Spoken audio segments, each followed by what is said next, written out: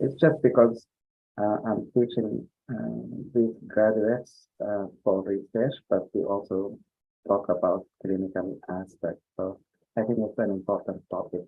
So why don't we start? Okay, sounds good.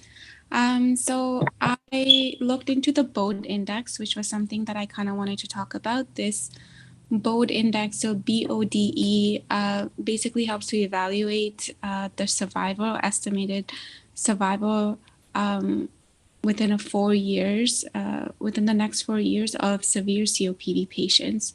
So each of the different criteria, each of the different aspects gives patients points. The higher the score is, the less the mortality gets, which we'll talk about in a little bit.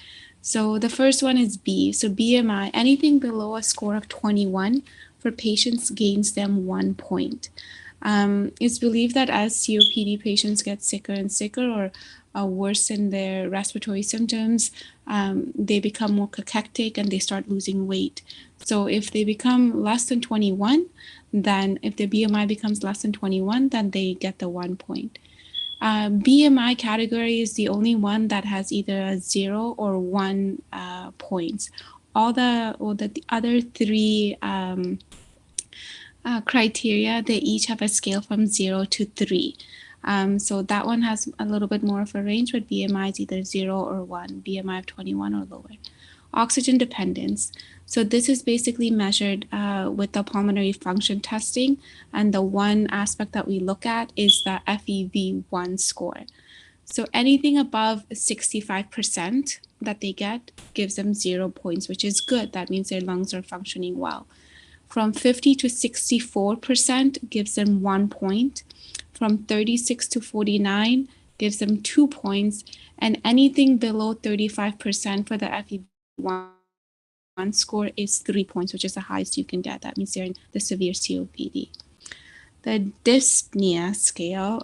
So this one, again, goes from 0 to 3. So dyspnea only with strenuous exercise, which is everyone at normal capacity or lung capacity, gives them 0 points.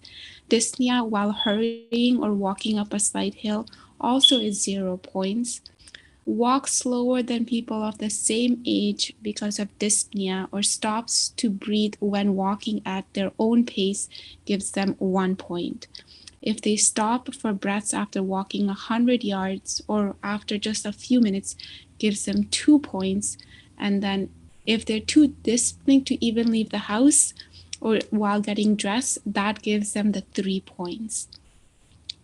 And then so that is the D. And then the last one, the E, is exercise capacity. So this one we measure with the 6-minute walk distance. So if they're able to walk more than 350 meters, this is 0 points. If they're only able to walk 250 to 345, 1 point. Anything less than 149 meters is 3 points. So now basically the score goes, if you have 0 points, which anybody can, their estimated survival in 4 years is 80%. And then if you have 1 or 2 points, your survival is still 80%. However, if you have 3 or more points, the survival then decreases to 67% in 4 years. If you have 5 or more, it decreases to 57%. And then finally, if your score is 7 or more, then your estimated survival in 4 years is 18%, which is very low. So this is an important index I've learned yesterday that is important in the geriatric and some of the patients that we see in the hospital, because this can kind of help, which is what they did yesterday or during that patient's admission, was that you can start to talk to them about goals of care. You can start to talk to them about the palliative or hospice, whatever like their wishes are. But this will give you like a good way to kind of measure it and help explain it to the patients as well. So that is what I learned yesterday that I thought was interesting. That's it. Excellent. That's excellent. Thank you so much for sharing. I think this is a great tool. And I'm glad that we found about it, and hopefully it will help you. How about the next topic?